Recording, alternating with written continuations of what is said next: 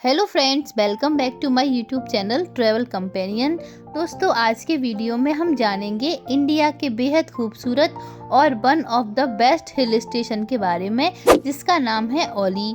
औली उत्तराखंड राज्य के चमोली जिले में स्थित बेहद आकर्षक और बेस्ट हॉलीडे डेस्टिनेशन है।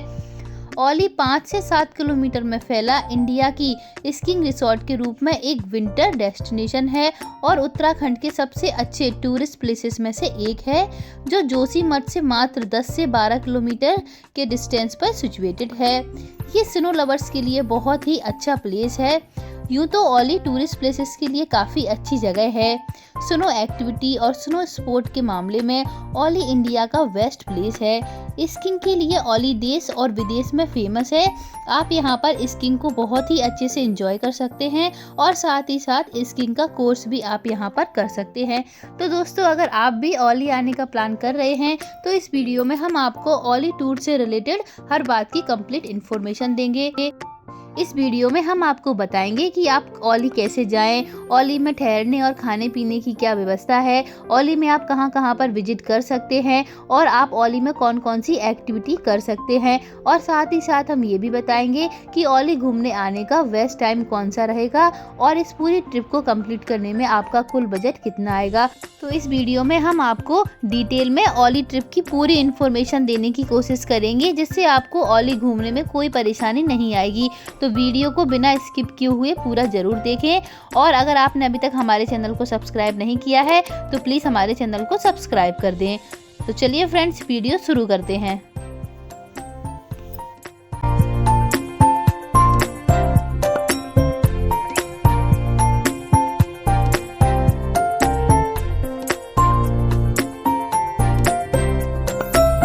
चलिए फ्रेंड्स, सबसे पहले बात करते हैं औली पहुंचने की। अगर आप दिल्ली से औली आना चाहते हैं तो दिल्ली से औली का जो डिस्टेंस है वो 520 किलोमीटर है और ऋषिकेश देवप्रयाग होते हुए कार द्वारा आप आसानी से औली पहुंच सकते हैं। वहीं अगर आप एडवेंचर के शौकीन हैं तो वादियों के मज़े लेते हुए और जर्नी को एंजॉय करते हुए आप खुद की कार द्वारा भी दिल्ली से औली पहुँच सकते हैं। दिल्ली से औली के रास्ते में आपको हरिद्वार, ऋषिकेश, देवप्रयाग, श्रीनगर, रुद्रप्रयाग, कर्णप्रयाग और जोशीमठ ये सुंदर जगह आपको औली के रास्ते में देखने को मिलेंगी। और अगर आप औली बाई बस जाना चाहते हैं तो आपको बता दें कि औली पहुंचने के लिए सबसे पहले आपको ऋषिकेश तक आना होगा।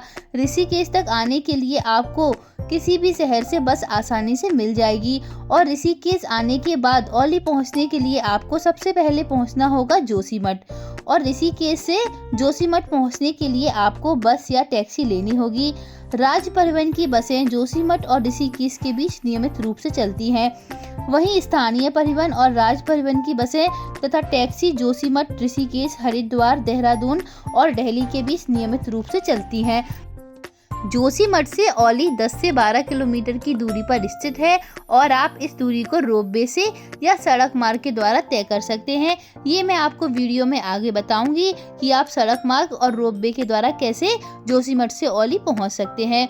वहीं बात करते हैं ट्रेन से औली पहुंचने की, तो औली का सबसे नज़दीकी रेलवे स्टेशन हरिद्वार व देहरादून है, जहां हरिद्वार से औली की दूरी 291 किलोमीटर्स और देहरादून से 305 किलोमीटर्स है। आप ट्रेन के द्वारा इन स्टेशन तक पहुंच सकते हैं। उसके बाद हरिद्वार व देहरादून से आप औली जाने के लिए बस ले सकते हैं या फिर आप वहां से जोशीमठ के लिए कैब भी बुक कर सकते हैं। और अगर बात करें फ़्लाइट की, तो अगर आप बाई फ़्लाइट आना चाहते हैं तो औली का नियरेस्ट एयरपोर्ट देहरादून का जॉली ग्रांट एयरपोर्ट है। देहरादून से औली का डिस्टेंस करीब 278 किलोमीटर का है और ये 278 किलोमीटर की दूरी आपको बाई रोड ही तय करनी होगी। फ्रेंड्स, वहीं अगर आप अपने शहर से हरिद्वार तक आ जाते हैं तो हरिद्वार से जोशीमठ की जो दूरी है वो करीब 275 किलोमीटर की है और इस दूरी को तय करने के लिए आपके पास दो ऑप्शन है, या तो आप बस से चले जाइए या फिर आप रेंटल टैक्सी से भी जा सकते हैं। अगर आप बाई बस जाना चाहते हैं तो बस की जो टिकट है वो आप ऑनलाइन बुक कर सकते हैं, जिसमें बस का किराया लगभग 750 रुपये के आसपास रहता है। ये तो हो गई ऑनलाइन टिकट बुकिंग की बात। अगर आप ऑनलाइन टिकट बुक नहीं कर पाते हैं तो आप चाहें तो हरिद्वार में मौजूद टूर एंड ट्रैवल ऑफिस के थ्रू भी आप हरिद्वार से जोशीमठ का टिकट बुक कर सकते हैं, जो कि ऑनलाइन की अपेक्षा थोड़ा सा सस्ता रहता है। हरिद्वार से जोशीमठ के लिए बस सुबह 5 बजे से शाम 9 बजे तक चलती रहती है। अगर आप हरिद्वार से अर्ली मॉर्निंग निकल जाते हैं तो शाम को 5 या 6 बजे तक आप आसानी से जोशीमठ पहुंच जाएंगे। और इस दिन आपको जोशीमठ में ही स्टे करना पड़ेगा, क्योंकि रात हो जाने के कारण आपको जोशीमठ में ही रुकना पड़ेगा। बात करें अगर जोशीमठ में स्टे करने की, तो जोशीमठ में आपको स्टे करने के लिए रिजॉर्ट और होटल आसानी से अवेलेबल हो जाएंगे। जोशीमठ में स्टे करने के लिए आपको मीडियम रूम 700 से 800 रुपये में आसानी से मिल जाएगा। इसके अलावा आप जोशीमठ में स्टे करने के लिए ऑनलाइन बुकिंग भी कर सकते हैं, क्योंकि कभी कभी पीक सीजन में यहाँ पर रूम मिलना मुश्किल हो जाता है। तो आप यहाँ पर अगर पीक सीजन में आ रहे हैं तो आप अपने रूम की जो है बुकिंग वो ऑनलाइन ही करवा लें। और एक दिन जोशीमठ में स्टे करने के बाद नेक्स्ट डे हम निकलेंगे जोशीमठ से औली के लिए। और जोशीमठ से औली जाने के लिए भी 2 अलग अलग रास्ते हैं, या तो आप बाई रोड चले जाइए या फिर आप रोपवे से चले जाइए। बात करें अगर बाई रोड की, तो अगर आप जोशीमठ से औली बाई रोड जाना चाहते हैं, अगर आप अपनी पर्सनल कार या फिर बाइक लेकर आए हैं तो आप बाई रोड भी जा सकते हैं, या फिर जोशीमठ में मौजूद टैक्सी स्टैंड से भी टैक्सी बुक करके आप जा सकते हैं। 10 किलोमीटर की ये जर्नी रहती है और 1 से 2 घंटे इस जर्नी में लग जाते हैं। ये टैक्सी आपको GMVN के रिजॉर्ट के पास में ड्रॉप करेगी, क्योंकि वहाँ से आगे रास्ता खत्म हो जाता है और वहाँ से कोई भी टैक्सी, कैब, कार, बाइक वगैरह कुछ भी नहीं जाती है, क्योंकि ये फाइनल पॉइंट होता है बाई रोड जाने का। और यहाँ से औली के टॉप पॉइंट पर जाने के लिए आपको चेयर लिफ्ट कार का सहारा लेना होगा। चेयर लिफ्ट कार का किराया एक पर्सन का करीब 300 से 500 रुपए के आसपास रहता है, और ये किराया पीक सीजन के हिसाब से कम या ज़्यादा भी होता रहता है। तो चेयर लिफ्ट से आप पॉइंट नंबर 8 तक जाएंगे। पॉइंट नंबर 8 वो जगह है जहाँ पर स्कीइंग कराई जाती है और सारी एडवेंचर एक्टिविटीज़ भी वहीं पर होती हैं। तो ये तो हो गया बाई रोड जाने का तरीका। लेकिन पीक सीजन में यानी दिसंबर, जनवरी या फरवरी के मंथ में जब बहुत ज़्यादा यहाँ पर स्नोफॉल हो जाती है तो रोड पूरी तरह से ब्लॉक हो जाता है और इस रोड को बंद कर दिया जाता है। तब ऑप्शन रहता है सिर्फ रोपवे का। तो चलिए बात करते हैं जोशीमठ से औली जाने के दूसरे रास्ते की, और वो है रोपवे का। तो अगर आप जोशीमठ से औली बाई रोपवे जाना चाहते हैं तो जोशीमठ में ही रोपवे का टिकट काउंटर मौजूद है, वहां से आप टिकट लीजिएगा। और यहाँ पर एक पैसेंजर का जो टिकट है वो करीब 1000 रुपए के आसपास रहता है, और ये टिकट राउंड ट्रिप का होता है। इसका जो ट्रैक डिस्टेंस होता है वो करीब 4 किलोमीटर का होता है, और इसमें औली पहुँचने में आपको करीब 25 से 30 मिनट का टाइम लगता है। और इस 1000 रुपए के टिकट की जो वैलिडिटी होती है वो 3 दिन तक रहती है। यानी कि यदि आपने आज टिकट लिया है तो आप नेक्स्ट डे भी इस टिकट का यूज कर सकते हैं, और अगर आप औली में स्टे करते हैं तो आप नेक्स्ट डे रिटर्न इस टिकट प्राइस में आ सकते हैं। दोस्तों, रोपवे में 10 अलग अलग पॉइंट्स हैं। जो पॉइंट नंबर 8 है वो सबसे अच्छा और भीड़ भाड़ वाला पॉइंट होता है। पॉइंट नंबर 8 ही औली का मेन टूरिस्ट पॉइंट है। आप यहाँ पर बहुत सारी एडवेंचर एक्टिविटीज़ भी कर सकते हैं।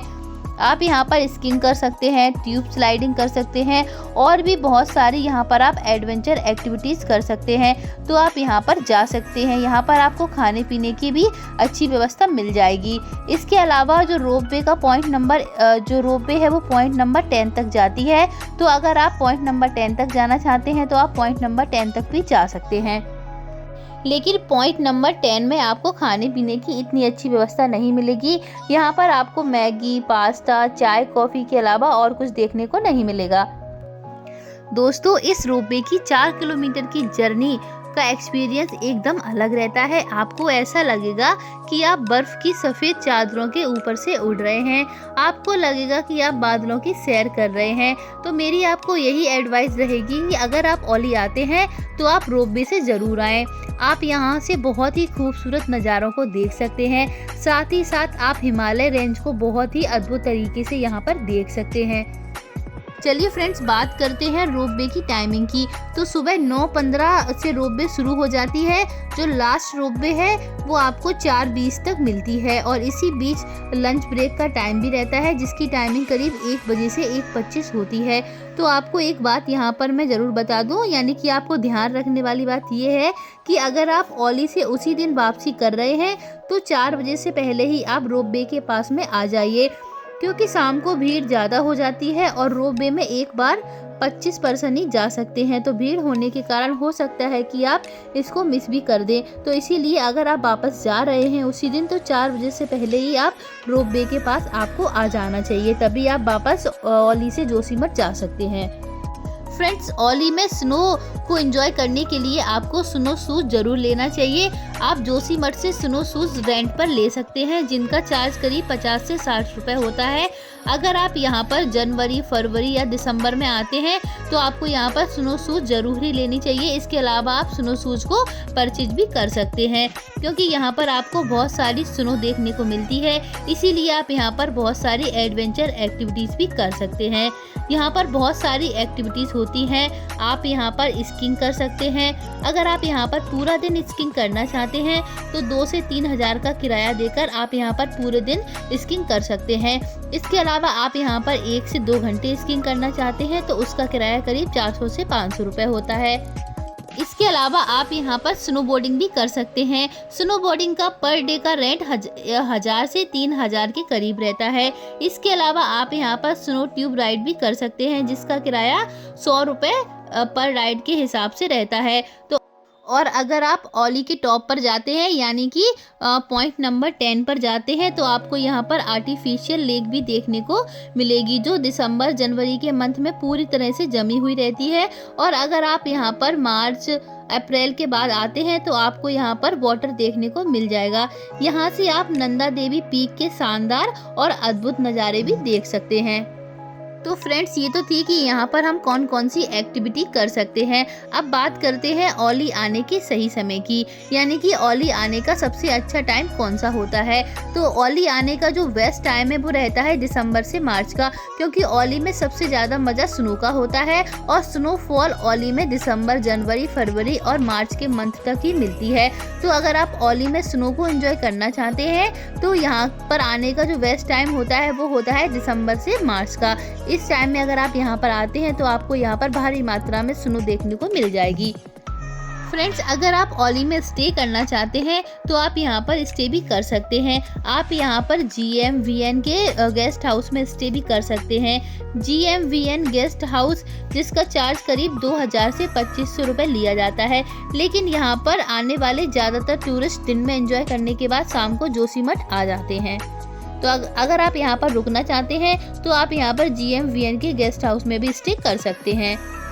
वहीं बात करें यहाँ पर फूड फैसिलिटी की, तो आपको यहाँ पर ठीक ठाक भोजन मिल जाएगा। बहुत सारे फूड्स के ऑप्शन आपको यहाँ पर देखने को नहीं मिलेंगे, लेकिन आपको नॉर्मल खाना यहाँ पर देखने को मिल जाएगा। चलिए बात करते हैं औली आने के लिए हमें कितने दिन का टूर प्लान करना चाहिए। तो फ्रेंड्स, अगर आप यहाँ पर गर्मियों में आते हैं तो आप यहाँ पर बद्रीनाथ जा सकते हैं, हेमकुंड साहिब के दर्शन करने जा सकते हैं, फूलों की घाटियों को देख सकते हैं। साथ ही साथ आप यहाँ पर माना गांव भी जा सकते हैं, जहाँ पर हिंदुस्तान की आखिरी चाय की दुकान है। तो आप उस दुकान को देख के वहाँ पर चाय वगैरह भी पी सकते हैं। इन सारी जगह को कवर करने के लिए आपको कम से कम 6 से 7 दिन का टूर प्लान करना होगा, तभी आप इन सारी जगह को यहाँ पर विजिट कर सकते हैं। चलिए फ्रेंड्स, अब आखिरी बात करते हैं बजट की। तो अगर आप यहाँ पर यानी कि औली में एक दिन एंजॉय करने के बाद आप शाम को जोशीमठ वापस लौट जाते हैं तो आप मानकर चलिए कि आपका एक पर्सन का 4 से 5 हज़ार में बड़े अच्छे से ही आप इस टूर को पूरा कर लेंगे। और इसमें मैंने आपके होटल, फूड, रोपवे और हरिद्वार या देहरादून से यहाँ आने का किराया इंक्लूड किया है। अगर आप यहाँ पर एडवेंचर एक्टिविटी करते हैं तो ये किराया थोड़ा सा ऊपर नीचे हो सकता है, बाकी आप 4 से 5 हज़ार में इस टूर को बड़े ही आसानी से कंप्लीट कर लेंगे। तो फ्रेंड्स, ये थी औली टूर से रिलेटेड कंप्लीट इन्फॉर्मेशन, जिसकी मैंने आपको विस्तार पूर्वक जानकारी दी है। अगर आपको हमारा वीडियो अच्छा लगे तो प्लीज़ चैनल को सब्सक्राइब और वीडियो को लाइक ज़रूर करें, और ऐसे ही वीडियोस देखने के लिए बेल आइकन को भी प्रेस कर दें ताकि आने वाले वीडियोस की नोटिफिकेशन सबसे पहले आपके पास पहुंचे। थैंक यू, मिलते हैं नेक्स्ट वीडियो में।